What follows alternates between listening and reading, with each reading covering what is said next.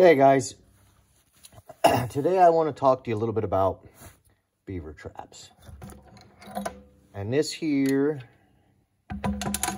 is one of my favorite beaver traps out there, an MB 750. Now, I've used these traps when I trapped in North Carolina, where they're legal, but I live in the state of Pennsylvania, and we have a Jawspread restriction of 6.5 inches outside, measured at the dog. So basically, it's your widest point that your jaws are open. So this trap is not legal in the state of Pennsylvania in this form. Now, pull out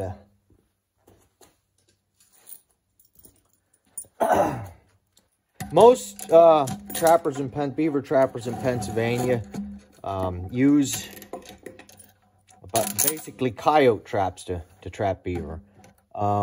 Whatever the biggest trap that they have available to them that's legal, which would be Bridger number 3s, Duke number 3s and 4s guys are using,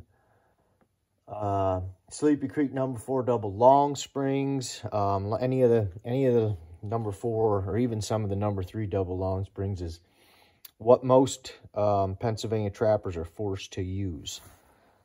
Now, when you take a look at these two traps, okay?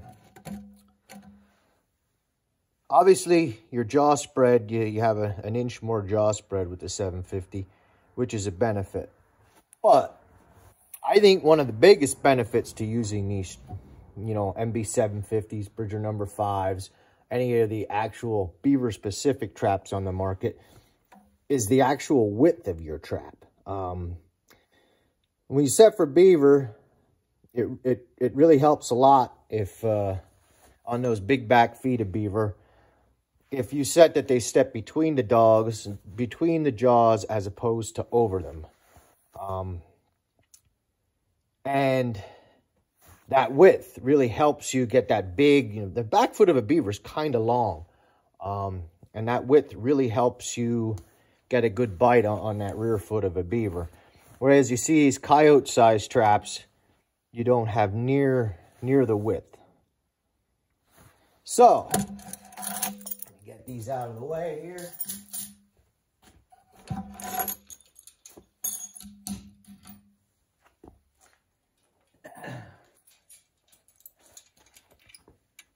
What I came up with was I modified an MB 750, as you can see, I stamped PA in the pan, to make them Pennsylvania legal. This is a PA legal MB 750, which means its outside jaw spread is less than 6.5 inches. And I'll measure that to prove it to you. You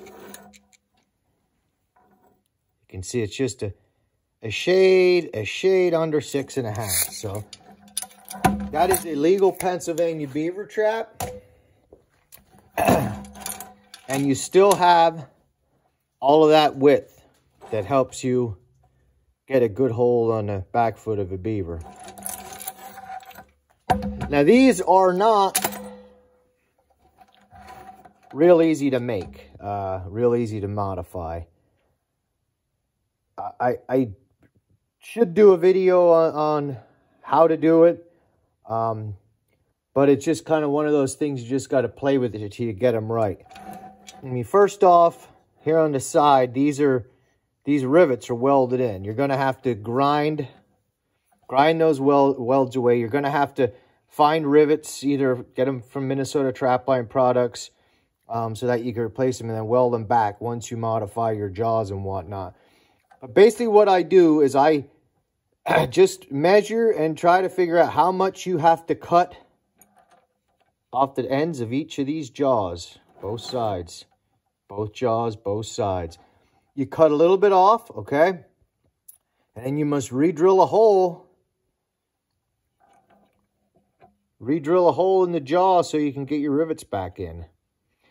Now, you know, you can't just take the outside measurement and subtract the number, or subtract, I guess, 6.5 inches more or less, and that's the amount you're going to want to take off. Because what happens is, when you cut these jaws down, when you cut them down and you try to reinsert them back into the trap, you actually have to bend them out a little bit so they touch the sides of these posts.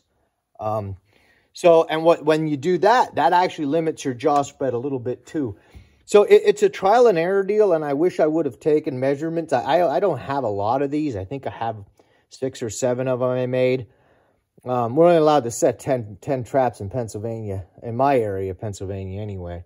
So I don't have a lot of these made, but in any event, like I said, it's a trial and error deal, but these can be done. They can be made. And once you have your jaws, the tips of your jaws cut down, your holes re-drilled, and I took them to the grinder, rounded them off really nice, kind of like how the stock MB750 jaws ends look. That's really all you need to do, except the dog. You got to modify the dog. Basically, put a little heat to it once you take the dog off, and you bend it straight. And then you just got to kind of have to measure where you need to make these bends again. Cut them off so about the same length as a stock 750. And you should be good to go. Like I said, it's just trial and error. Your end goal is to make a 6.5 inch Jawspread MB750. So you just have to play around with the measurements until you get it right. But I just wanted to show you that you can make a killer Pennsylvania beaver trap out of an MB750 with a little bit of work. And as you can see, the levers don't come up as high as a full-size MB750, but they come up, and these really do a great job of catching and holding beaver. All right, till next time. Thank you, guys.